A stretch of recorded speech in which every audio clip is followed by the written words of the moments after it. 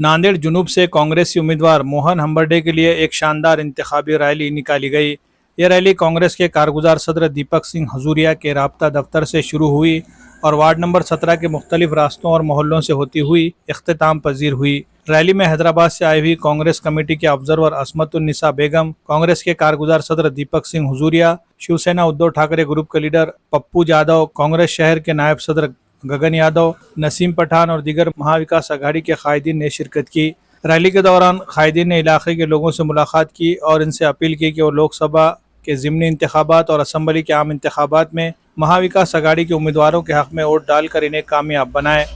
इस मौके पर मोहन हंबर्डे ने इलाके के लोगों के मसाइल को सुनने के साथ साथ ये यकीन दहानी भी कराई कि कामयाबी के बाद इनके हल के लिए संजीदा इक़दाम किए जाएंगे। कायदीन ने इत्तेहाद और इत्तेफाक पर जोर देते हुए महाविकास अघाड़ी की कामयाबी से ही अवामी मसाइल हल होंगे, इस तरह का बयान दिया है।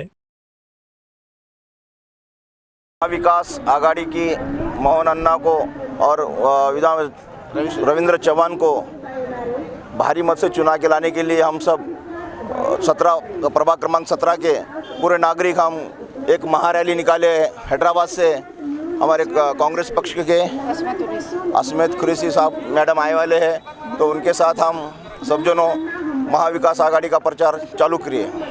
हाँ, मेरा नाम असमतुन्निसा है। ऑब्जर्वर की ड्यूटी पे मैं यहाँ पे 86 और 87 कॉन्स्टिट्यूंसी के लिए काम कर रहा हूँ। यहाँ का माहौल बहुत अच्छा दिख रहा है और राहुल गांधी जी और सब कैंडिडेट्स दोनों एमपी और असेंबली के कैंडिडेट्स को मुबारकबाद देता हूँ मैं, और उम्मीद करता हूँ कि वो बराबर जीतेंगे। यहाँ से नांदेड़ साउथ से एमआईएम ने भी कैंडिडेट दिए, आप हैदराबाद से हैं, तो आप क्या बोलना चाहेंगे उस बारे में? नहीं, यहाँ के लोग का तो मैं ऑब्ज़र्व ये किया कि कांग्रेस के सपोर्ट में है और इंशाल्लाह वो लोग जीतेंगे, कांग्रेस जीतेंगे। लोगों का प्रतिसाद बहुत ही मिल रहा है मोहन अन्ना हंबर्डे साहब के लिए और रविंद्र पाटिल चौहान साहब के लिए। बहुत ही अच्छा महाविकास आघाड़ी का काम चल रहा है हमारे सब टीम की ओर से।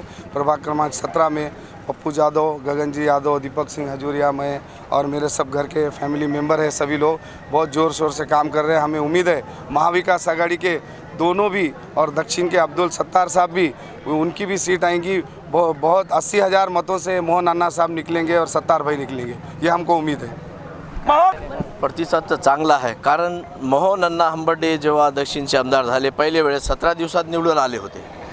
त्यांना एवढा काम केला की आज कोणताच रोड अण्णानं सोडला नाही, कोणताच भाग अण्णाच्या हातानं राहिला नाही, असा कोणता कार्यकर्ता राहिला नाही जे अण्णा भेटल्याशिवाय राहत नाही।